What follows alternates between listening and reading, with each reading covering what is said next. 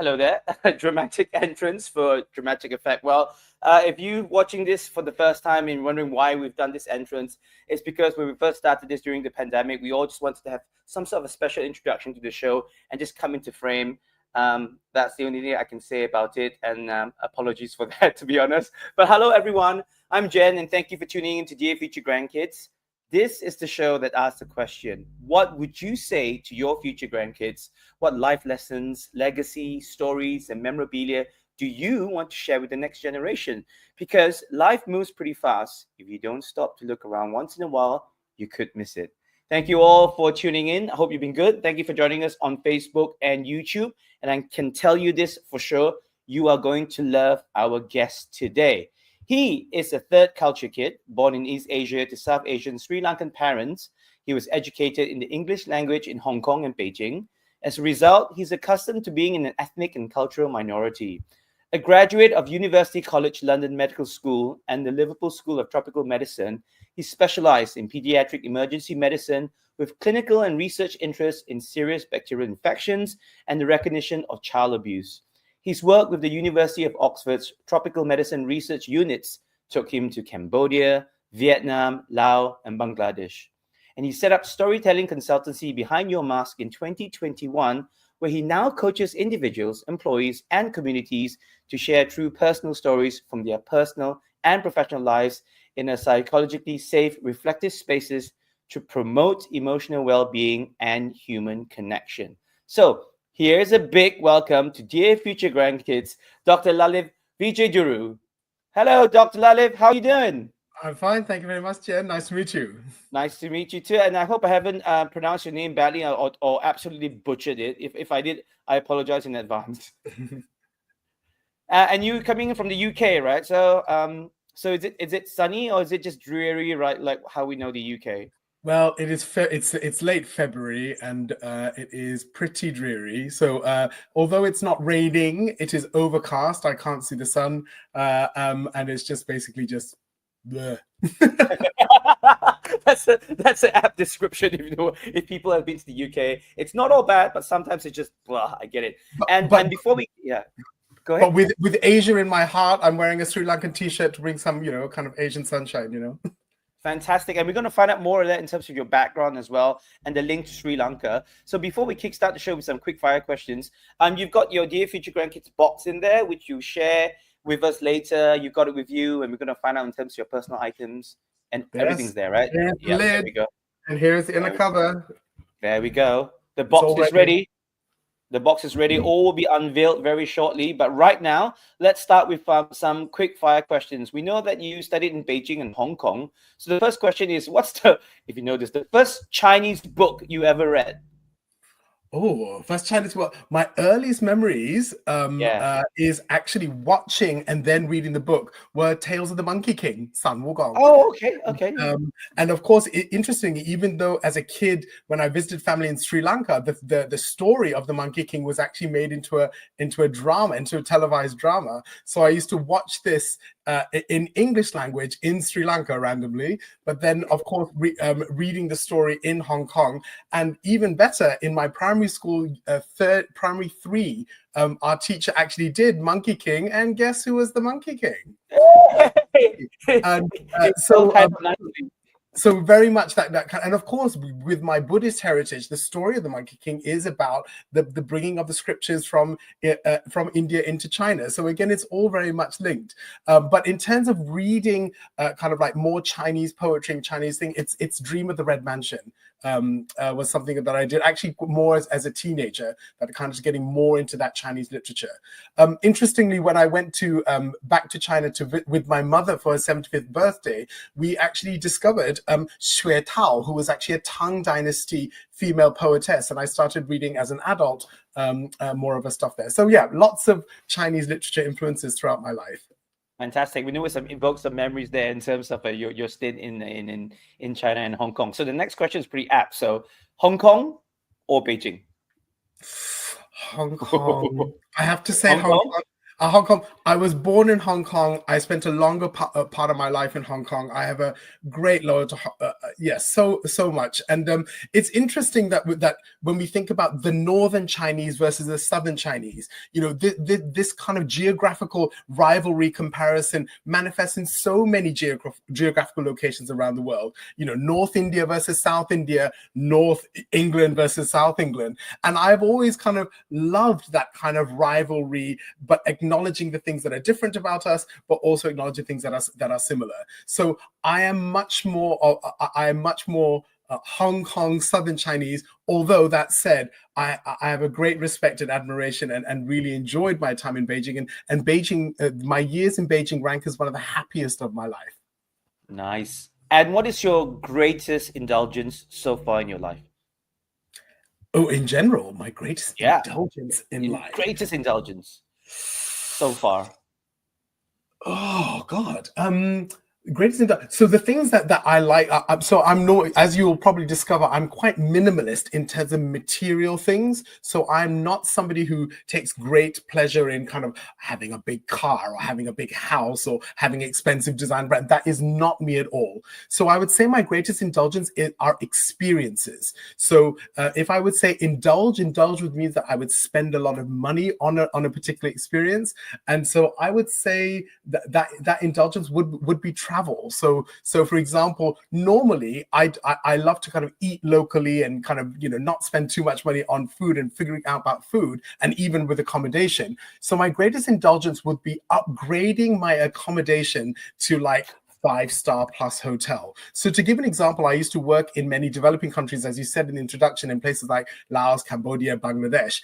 And what I used to do is, after my periods of voluntary work, working in quite resource limited settings, my last day before leaving the continent, I would book into a particular brand of hotel, which is, you know, pretty exclusive, and spend the whole day in the spa, pampering myself, like hot showers, massage, swim in the pool, that type of, and then have a nice, amazing breakfast. So I would say that the spending money on the experience of really appreciating comfort, because I've experienced quite a lot of discomfort during the course of my work. So yeah, I would say that.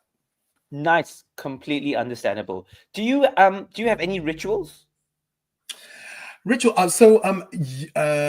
Exercise and physical well-being are important to me. So my rituals, I would say, relate to that. My friends who spend time with me, they're like, oh, he's up at 6 and then he goes to the pool and swims at 6:30, or he's up at 7 and he's doing yoga.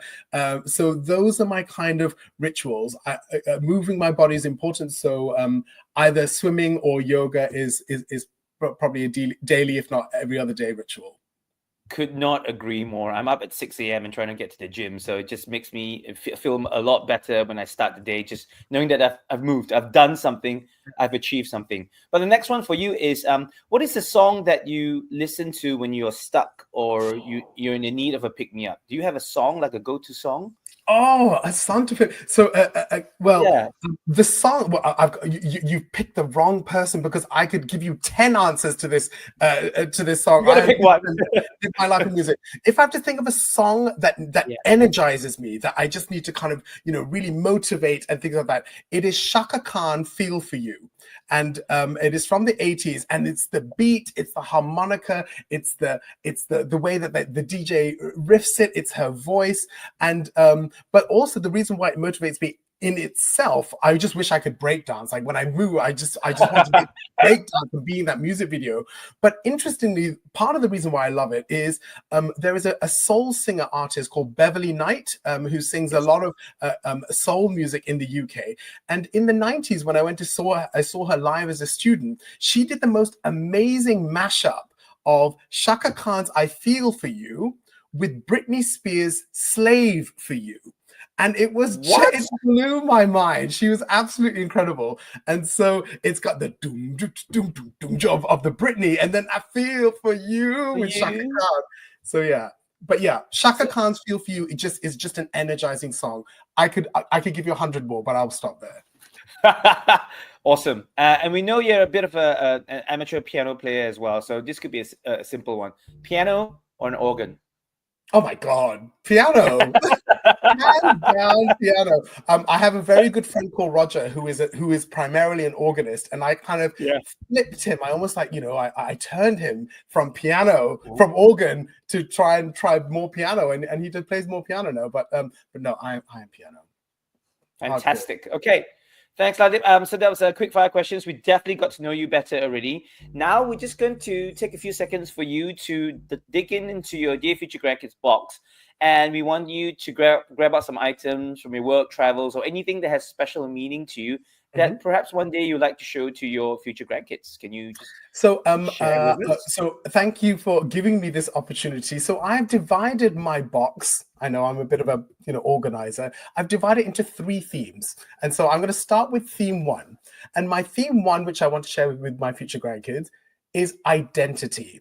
And so I'm going to show you my identity bundle. And it starts with you said Hong Kong or Beijing, Hong Kong birth certificate.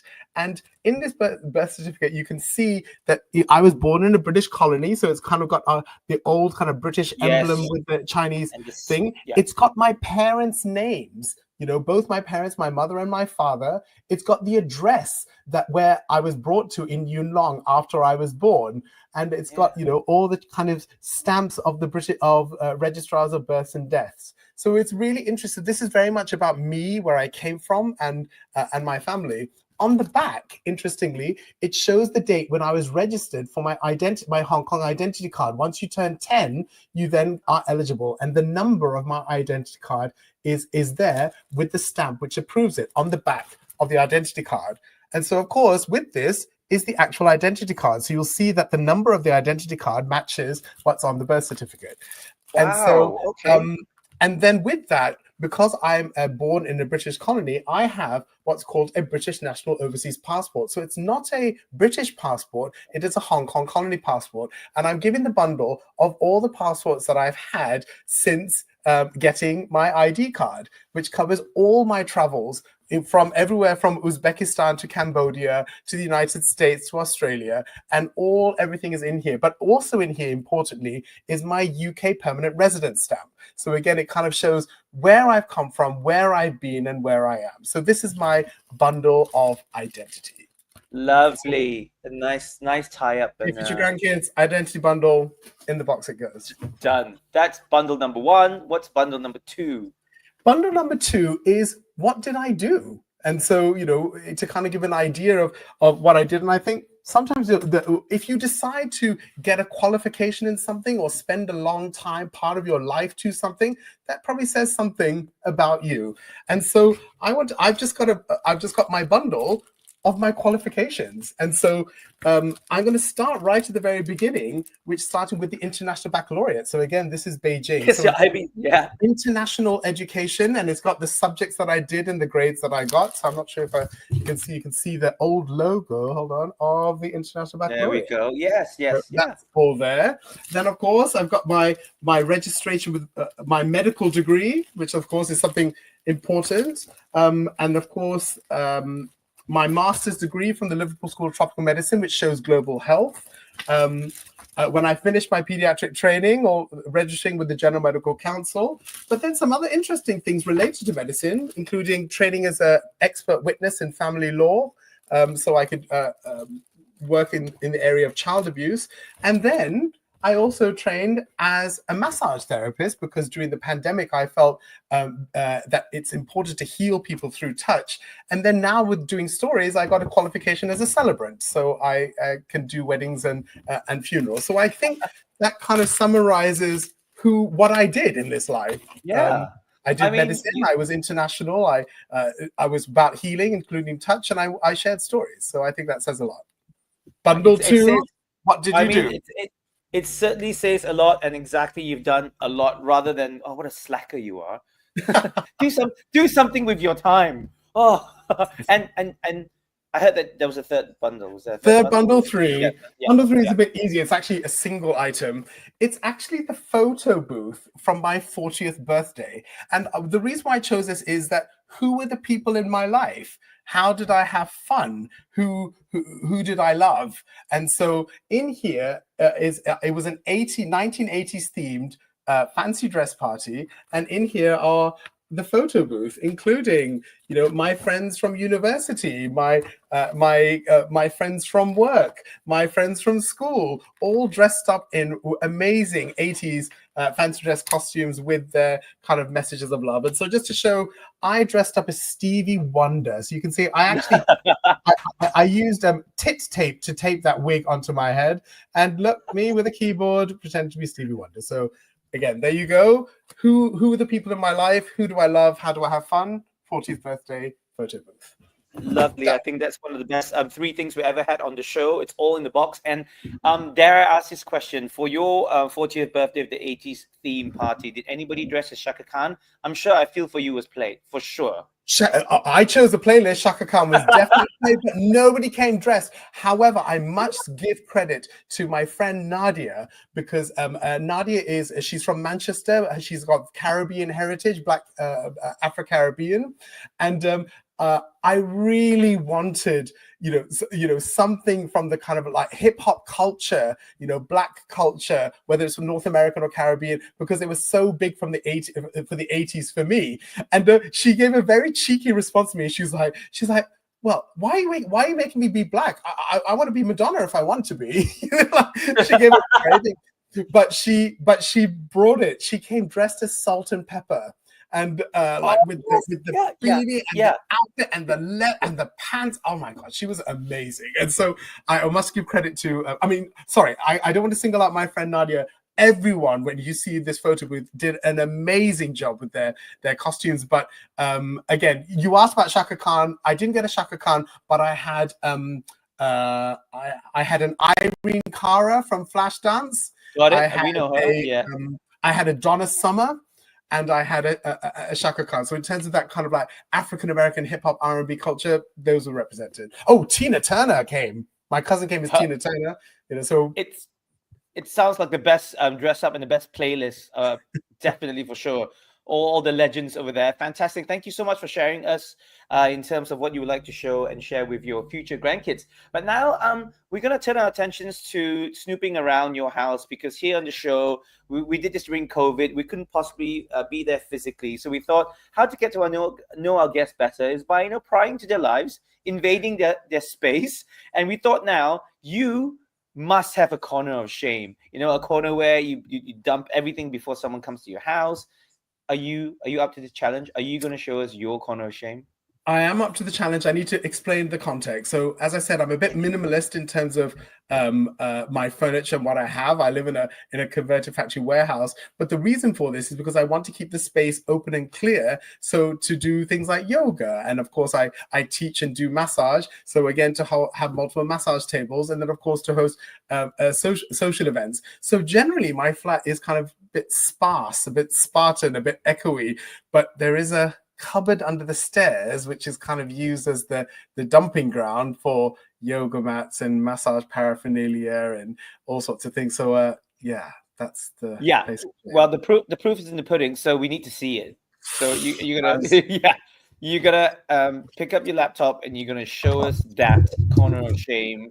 Okay. The room under the room that's I'm ashamed. Hold on. Let's just go. Love that. A bit toward us. As you can see, it is quite minimalist. It is very minimalist. And so, you know, not much here. So if I'm going to go see again, I've got like a very Zen kind of Buddhist bow leaf thing. You know, there's not much stuff. People say, where's your stuff? Where's your stuff? You don't have stuff. So it's all very, very Zen. But here it is. Big space. Okay. All right. Here we go. Right, I'm going to switch it on. Open. Yeah. Doors open. Okay. Right. Okay. So there's a humidifier, there's the vacuum, there's the ironing board, you know, there's yoga the mat. iron, there's some soap inside the green boxes, like kind of like a champagne bath. You can see a yoga mat in there. Hold on, if I just get a bit here, you can see like all my kind of massage stuff and oils, and there's a boiler and I mean, to be fair, it's not the worst we've ever seen. It's still quite. I mean, you're making use of the space to make sure that everything else is neat, and you just put everything that's not being used at the time into a room, which is basically a storeroom. So you know what? That's good. As you can see, very sparse. There's just a yoga mat and a piano. That's really what I do. So next, from that, we now on the show, we like to always check with our guests, whether they have. Well, before we go into that, actually, we should go into that right now. So, we know you're a doctor. You run a successful business. But here in Dear Future Grandkids, does that really matter? Yeah, maybe. But we want to know: do you have a pointless skill? Well, the thing is, I mean, pointless sometimes I think is, is it pointless to other people or pointless to you? So I have a skill which is useful to me, but perhaps pointless to everybody else. I mean, a lot of my life is about, how can I help others, through storytelling, through healing, through entertaining and things like that. But this is pretty useless skill, but this it's a yoga move, and Okay. but it relates to my childhood. My mother used to say that I used to run in the house and kind of like cartwheel and then kind of somersault onto the sofa and then stand on my head. And so it was clearly something that I used to do as a kid. And so again, maybe part of it is channeling your inner child. And so as I got to do yoga, kind of in terms of control and well-being, learning how to do a headstand was something. So that's my useless skill. Nice. Can we see it? Are you willing to share with everyone else?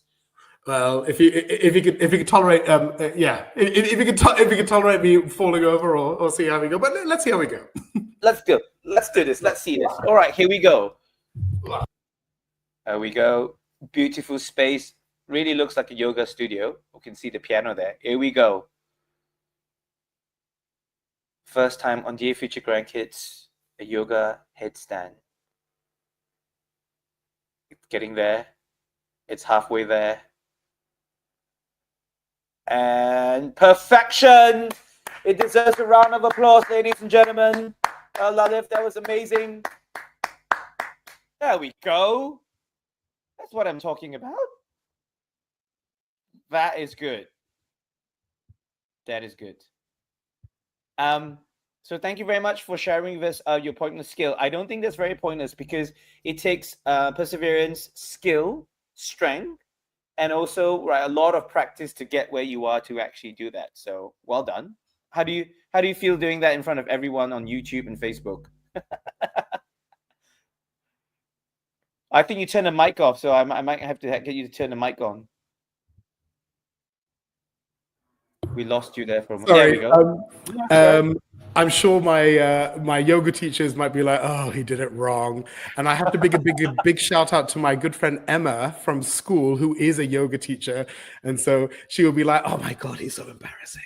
So yeah, so it's for her because for many years she was telling me that for my health and well-being I needed to do things like yoga, and I ignored her, and then finally, of course, during the in the run-up to the pandemic, yoga actually became something which is very important to me. So you said that Dear Future Grandkids emerged from the pandemic. My Correct. practice of yoga, almost by necessity of what can I do for exercise when I'm indoors and by myself, it was yoga. So it's thanks to the pandemic, and of course always inspired by my friend Emma. So yeah, that's where it came from. Nicely done. So thank you, Emma, and thank you to the pandemic as well. So well done. Do you want to head back to I shall. your place? Yeah. So we've literally taken almost a full tour of your place. Now we can see the massage table there as well. We've just gotten a glimpse of everything. We love this. This is perfect. we've done a tour of your house. Oh God, here's my I forgot to say, you mentioned about rain. In this bag is like a collection of umbrellas, and in Britain they it never really rains like it in Asia. Like in Asia, in South Asia, when it rains, and that's what I kind of like. And so, you kind of have this kind of vague. I don't really use umbrellas, so yeah. Yeah, because it just rains, but it's not really that heavy, but it's enough to just bother you, right? You need an umbrella or a coat or something like that. And you're right. Even here in Singapore, when it rains, it rains. Just there's two seasons in Singapore: hot or wet. Unfortunately, that's all you get. That's all you get. No 4 seasons over here, unfortunately. Oh, thank you so much. That was great. Honestly, that was great. We got to see everything in terms of your flat. Good headstand. Really nice corner of shame. Everything's hidden there. So now I know how a minimalist person lives. he just needs the room where he can just put everything in there. Now we got you settled back in, because next what we want to do is for you to bring out your phone, and we want to hear you leave a voice message.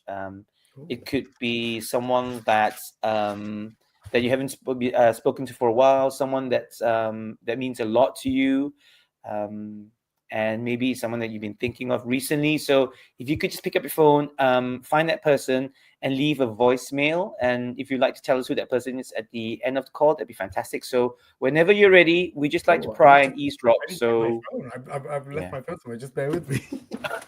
this is when you know this is live. It's fantastic. This is why it happens. Make sure phone is away and switched off and not distracting. Exactly. Okay, so in your own time, when you're ready,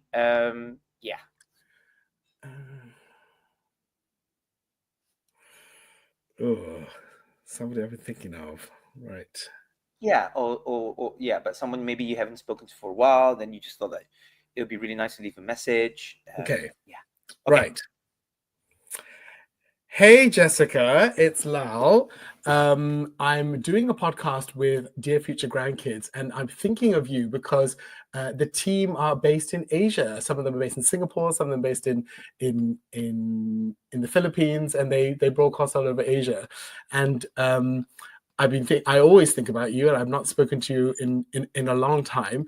And I just wanted to tell you that I'm thinking about actually your kids and your legacy. And so, as somebody who's got 2 young boys, I think about your boys a lot, and they're based in Hong Kong. And I hope that they listen to this, knowing that I am somebody who places great importance on you, your friendship, and your love. And I hope that it inspires them, because I think the messages that I have are not dissimilar to the messages that you would want to give them. And I think that's why we're friends. Love you, and I miss you a lot. Nice. Where does she live? Does she live in the in the UK, or she? So this is the thing. I took a bit of creativity. You said somebody who you know and you think of and maybe have not spoken to in a long time. That was actually my friend Jessica, who's no longer with us. Actually, Jessica died of a brain tumor during the pandemic, and she was in Singapore at the time. And I have known Jessica since school in Hong Kong, and we were in primary school together, and then we were in secondary school together, and we have gone through life together, and right through into our 40s, and then we lost her to a brain tumor. And so she has 2 young boys, 2 sons, and they live in Hong Kong, close to her parents. So I think this would be an important message to them, and I hope that they realize that the reason why I was such good friends with their mother was because we have very similar values. And I'm sure that her message of identity, of capability in terms of qualifications, and love, I think that they would align to what she would have wanted. I'm so sorry to hear that, but that's a really beautiful message as well. And if you don't mind me asking, are you in touch with her husband Hans is in Hong Kong, and I'm in touch with the boys. So last time I was in Hong Kong, which was a couple of years ago, I met them. So her husband sends me clips of the boys and things, and so I don't see this as much as I would like to, but hopefully in time, when they're old enough, they could probably watch this and know that I was thinking of them and thinking of their mother. That's lovely. What an awesome friend you are. That's really lovely. Obviously she means a lot to you, and also that brings you back to, in terms of where we want to go, in terms of the direction of the show now, is to talk about your childhood. You did say that you were born in Hong Kong and you spent a lot of time in Beijing as well. What was it like, like you said, being an ethnic minority, obviously, born in Hong Kong, studying in Beijing, and also then being fluent in Cantonese and in Mandarin? What was it like growing up? Well, I have to correct you. My Cantonese is really not that good. It's not that good. Okay. Sorry about that. Cantonese. I was in Vancouver the other for Lunar New Year recently, and I was with some Hong Kong school friends, common friends of Jessica, and Jessica's buried in Vancouver. And I went to visit her grave actually, and they were saying, oh yeah, your Cantonese is so bad. Your Cantonese is so bad. I'm like, well, actually, the reality was in the Ma family, even though Hong Kong, we were surrounded by Cantonese. My mother was the person who spoke Cantonese. She dealt more with local Chinese people, and when you have a mother who speaks Cantonese, you kind of let them do the That's true. talking. Yeah. Also, I was Yeah. educated in English, and actually, the language that I was learning was our native tongue, which is Sinhalese in the home. So, exposed to multiple languages, Cantonese actually took, in terms of the pressing need to use it, it was the lowest as a kid growing up in Hong Kong. English at school, Sinhalese at home, and yeah, so that's what it was for me. But in Beijing, the reason why my Mandarin was much better was Beijing in the 90s, you had to function using Mandarin Chinese. I was studying Chinese as a subject. So even though I spent a shorter time there, my Mandarin is far better than my Cantonese. My Cantonese is pretty bad, but it's functional. But you mentioned about ethnic minorities, and so again, growing up in Hong Kong with Hong Kong Chinese colleagues and classmates, Yeah. of course you have banter, and so my this is I'm just going to apologize in advance to the parents, things like that. My nickname at school was Hak Guai, Oh no! yes, Really? Yeah. it's not a pleasant thing. But interestingly, Hak Guai for me. But should we tell everyone about the translation so they may not understand that what Hak Guai in Cantonese means? Which Literally, it's black ghost. So somebody of a darker skin complexion, and it's not a particularly endearing term to use. And but that said, the people who call me Hak Guai, they said it with love. I know people don't really get this, but in the same way that in African American communities, the N word may be used affectionately between people of the same ethnicity. That's how I felt it was for me. Interestingly, my business is registered as Hak Guai Limited. No, it is. So if you're interested in the UK, look up Hak Guai. That's my company. And but of course, there are the more derogatory terms amongst particularly the Cantonese speaking boys in my class. So so there was that. But the thing is, we need to think about all of society. We are intrinsically, all of us are xenophobic to a degree. If we think about us as animal instincts, the reason why we're tribal is if we look and speak and sound the same, that means safety. Anything that is different to that potentially is a threat. And so we need to think that actually as a human species, there is so much diversity within the species, even though we are able to breed, even though there's such great variability and diversity within our Homo sapiens species, we are able to breed with each other. But actually, we are so genetically and physically different that it can be perceived as a threat. And so often, generally in nature, people of the same individuals of the same species tend not to kill each other unless it's for kind of competition and rivalry and things. But generally, they tend to cohabit as a tribe. So that's why I just think about, in cultures where there are so many visually different characteristics, there will always be that hint of xenophobia of you are different. But what I've grown up learning and trying to engender is that we are a same species. We can breed and procreate together. Therefore that's what binds us. We have the same blood that runs through our veins, the same way, things like that. Of course, with genetic variation, but we are one species, and so there is more that connects us than what keeps us apart. And so it's the reason why I love stories is because stories can help identify the things that connect us. And it also celebrates the things which are different from us, which include our physicality as well as the experiences that we have. Yeah, exactly. And then when you talk about stories as well, and you put that really succinctly as well. So is that how, in terms of your Behind the Mask came about, that you were really into storytelling, this is what you wanted to do? So using storytelling as a business, was a long, it was a kind of a long and organic process. So if we think about story, it started in childhood. So you asked about, what's the first thing that you read in terms of Chinese and Chinese literature? It was The Monkey King. children learn through story. We learn through story. If we think about how parents teach like morals, if we think about religious texts and how they have parables, that's how you learn. If we think about how we've communicated over generations, it's stories around fires, about battles won, and et cetera, et cetera. So it is an integral, this is not a new concept. This is an ancient concept of how we communicate and connect with each other. And so interestingly, so I've always been interested in stories, and from a cultural point of view, as a kid growing up, I was interested in like the folk tales. So for example, the Sun King is this rides a chariot across the sky from east to west. In Chinese things, the goddess of the moon and the rabbit on the moon, and all of these things. The Greeks talk about the god of the sea and things. So explaining nature and making sense of our universe through stories again is something that has fascinated me, and also from a variety of cultural perspectives. And so that's always been there. In healthcare, when we communicate with patients, we say it's taking a history.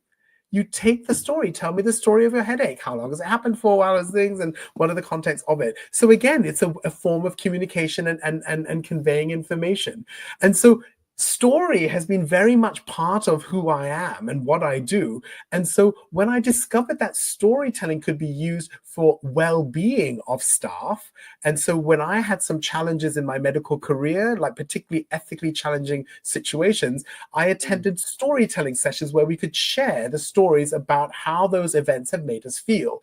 And as somebody who found great power in listening to those stories and then great power in sharing my story, I decided that I wanted to do this for my healthcare team to support their well-being. And during the pandemic, this absolutely had to be to a high level.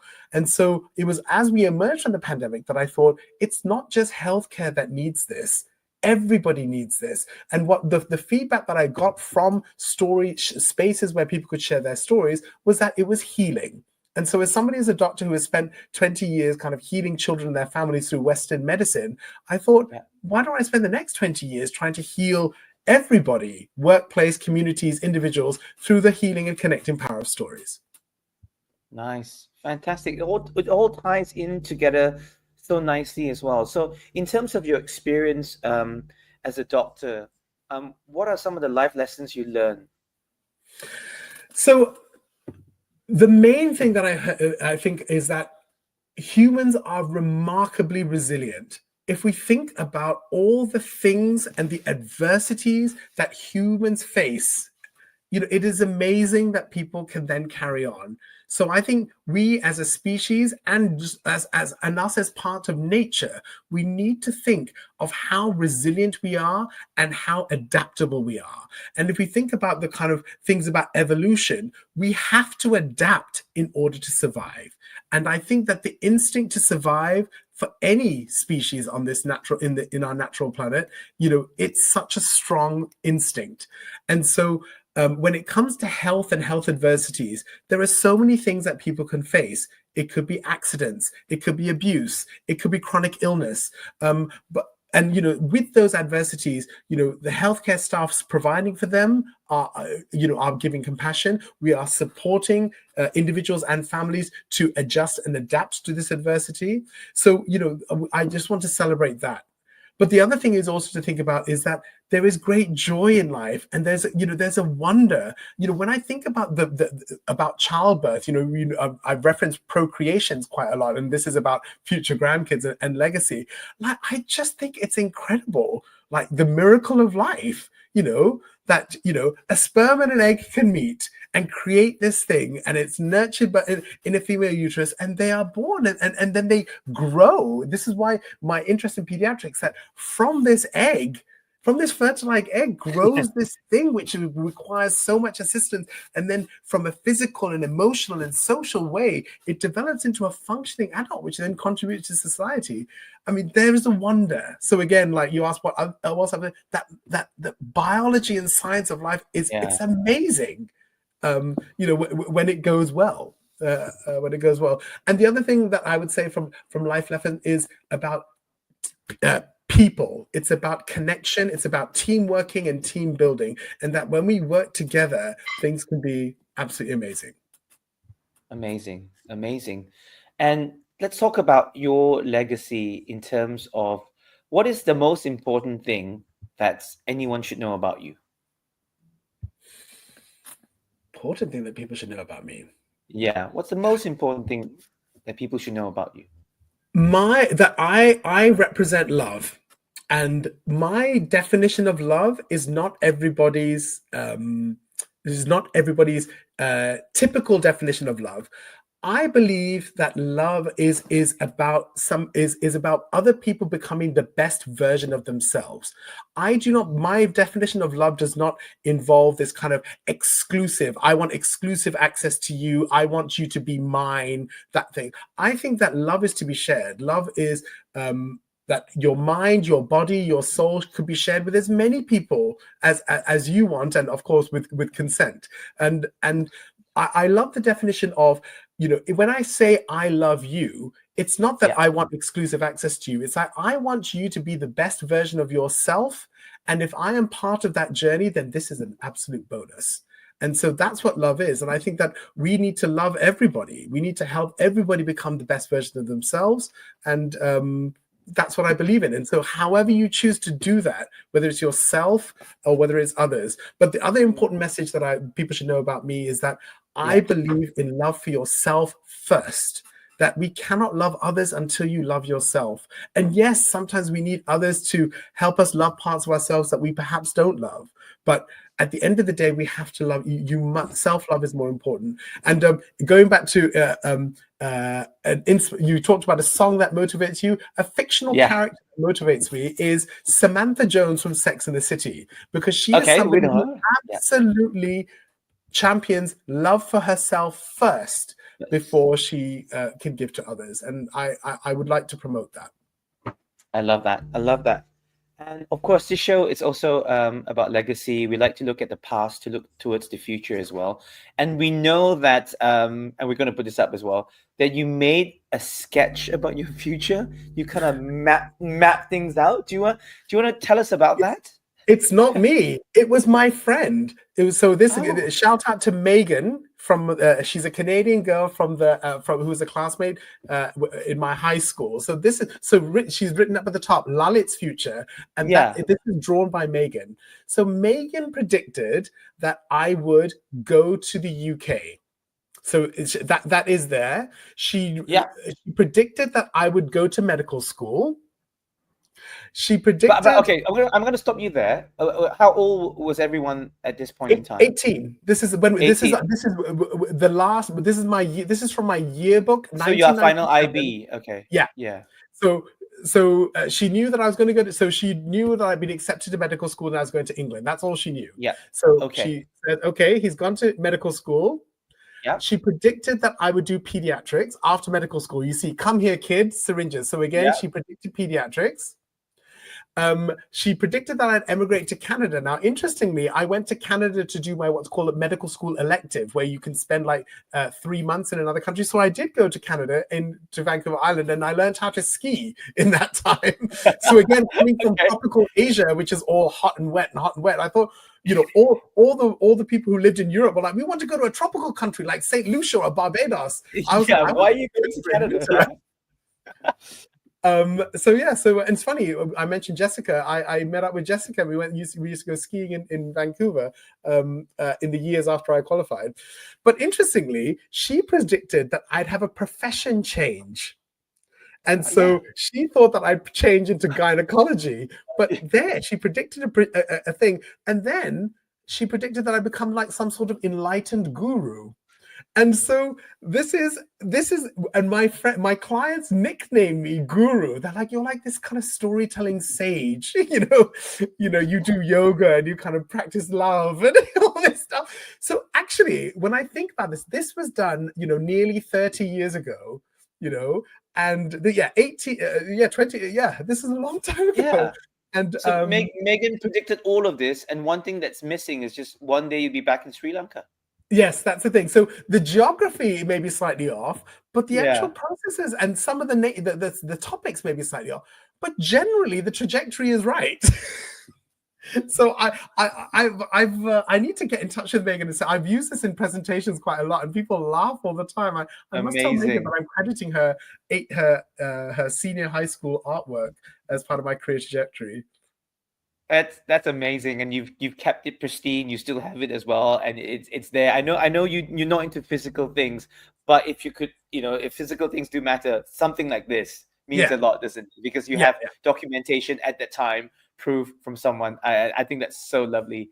And just one more thing we go before we end the legacy part and end the show. Now, what advice would the 80-year-old you, that's a you in the future, give yourself today? So we're going to look ahead in the future. You're 80 years old now, and then you're going to give advice to Lalith today. What I'm going to take inspiration from an 80-year-old man that I know called David. And he's my friend.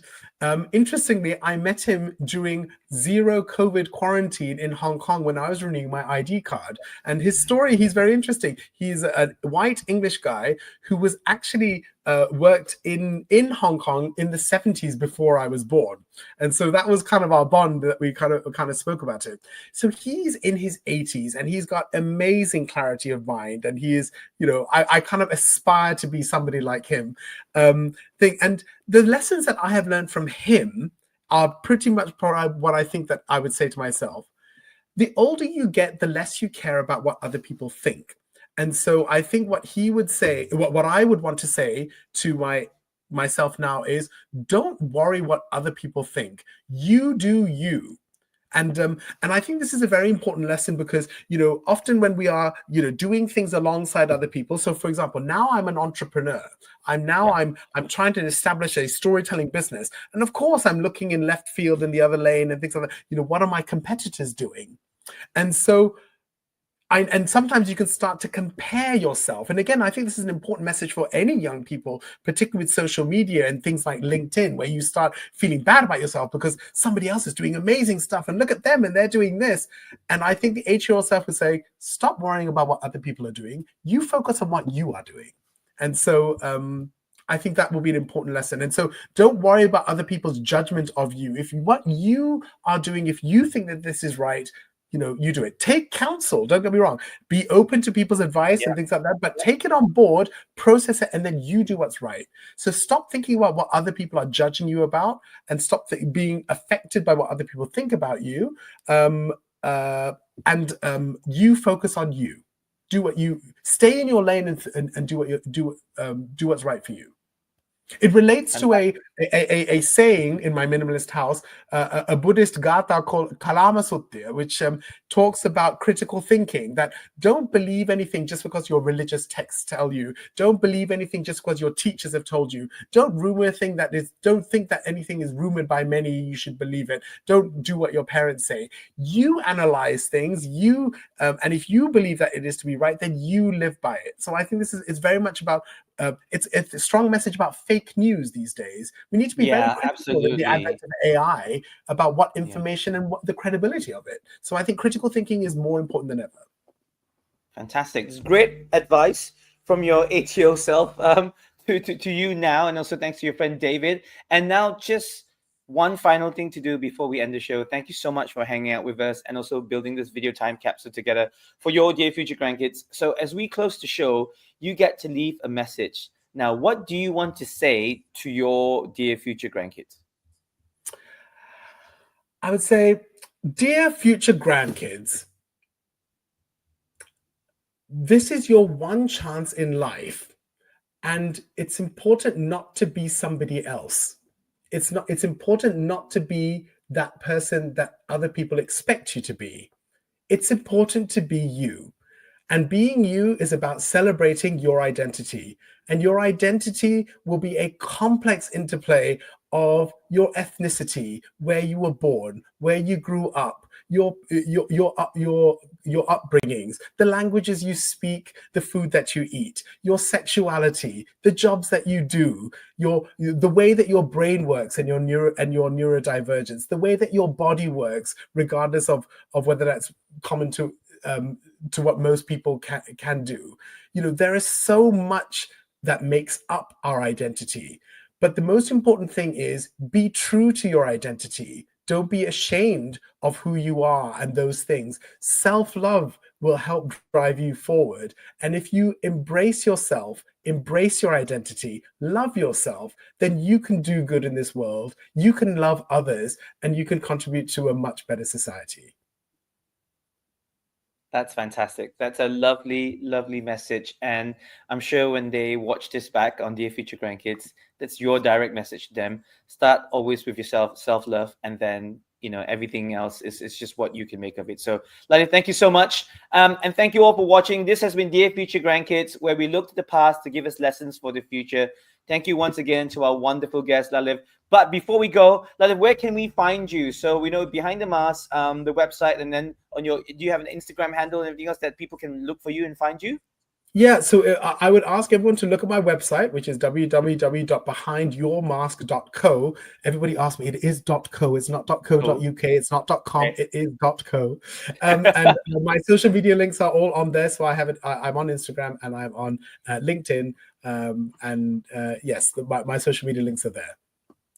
Fantastic. And thank you all for watching. I will see you next week on Dear Future Grandkids. And Lalith, thank you so much. This has been fantastic. I've learned so much, and I'm just going to practice some self-love now and ensure that I become the best possible version of myself. So thank you so much. And also, if I can become a minimalist, but I don't think that's possible with so many kids in the house. So one day I'll strive for that. So thank you so much. Thank you all for watching. Take care and see you. Bye.